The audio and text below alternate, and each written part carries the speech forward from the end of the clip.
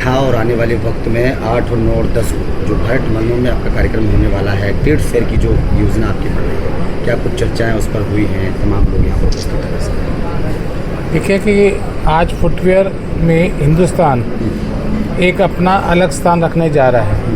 आज हम number 2 manufacturers हैं फुटवेयर्स में, सबसे पहले चाइना है और अगले 5 साल में हमारा लक्ष्य ये है कि हम चाइना को पीछे करके प्रथम स्थान पे आ जाएं और पूरे विश्व को और अपने कंट्री के लिए अच्छे से अच्छी क्वालिटी का, अच्छे से अच्छे डिज़ाइन का, कम से कम रेट में हम अच्छा जूता अपने दोस्तों को, अपने साथियों को और अपने कंट्री वासियों को हम दे सकें। Basic aim of this fair is to provide a good technology to the footwear trade so that we can do all best possible footwears in the country.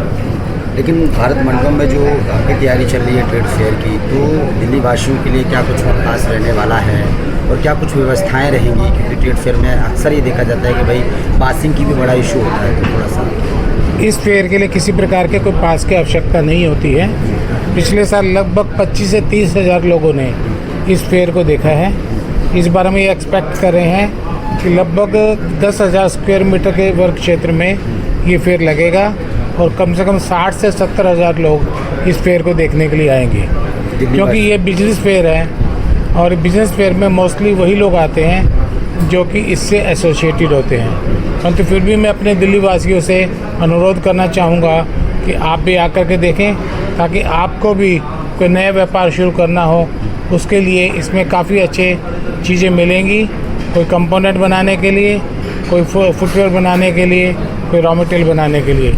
तो मेरा सभी पूरे भारतवासियों से निवेदन है कि आप सभी इसके लिए आमंत्रित हैं, ताकि आकर के आप एक अच्छा रोजगार पैदा कर सकें, ऐसा हमारा सोचना है। आने वाली जो सरकार रहेगी उनसे आप लोगों की क्या उम्मीद है? देखिए, आने वाली सरकार फुटवेयर क्षेत्र में इसको एक प्रायोरिटी क्षेत्र मान के, जैसे कि टेक्सटाइल को मानती रही है, और ऐसा सुनने में आया कि जैसे अभी हमारे को MD FDDI ने कहा कि एक नेशनल पॉलिसी आने लग रही है फुटवेयर पे, तो वो सरकार की मंशा को बताती है आने वाली सरकार की कि वो फुटवेयर को कितनी इम्पोर्टेंस देना चाहते हैं। मैं सिन्हा साहब से निवेदन करूँगा कि नेशनल पॉलिसी के बारे में कुछ बताएं। सिन्हा साहब। नेशनल पॉलिसी ऑफ फुटवेयर, ये सारे जो संस्थान हैं उनको एक साथ रखते हुए फुटवेयर बनाने के लिए जितने भी पॉइंट्स होते हैं हमारे पास, जैसे कि कंपोनेंट सेक्टर हो गया, उसका मशीन का इकोसिस्टम का सेक्टर हो गया, मार्केटिंग का हो गया, क्लस्टर का हो गया, फुटवेयर में लेदर एंड नॉन लेदर का हो गया, सबको एक साथ रख करके एक प्लेटफॉर्म पे लाने की कोशिश की जा रही है, जिसके कारण हमारे जो प्रोड्यूसर हैं, जो इंडस्ट्रियलिस्ट हैं, उनको एक ऐसा माहौल मिल सके जिसके लिए उनको कहीं बाहर जाने की ज़रूरत न पड़े। सारी की सारी सुविधाएं भारत में ही माहौल हो, भारत में ही उपस्थित हो और भारत एक ऐसा राष्ट्र बन के निकले जो कि सब जगह उत्थान करते हुए बाहर के देशों को एक्सपोर्ट कर सके फुटवेयर को। भारत मंडपम में जो आपकी योजना बन रही है 3 दिन की, 8, 9 और 10 को, क्या लगता है दिल्ली वासियों के लिए क्या कुछ खास उसमें रहने वाला है और कितना मतलब फ़ायदा होने वाला है? भारत मंडपम की जो योजना है ना, ये दिल्ली वासियों तक सीमित रखने का इरादे के लिए नहीं है, ये पूरे देश, पूरे विश्व के लिए है, जहाँ पे सब बाहर के विदेशों से भी बायर आते हैं।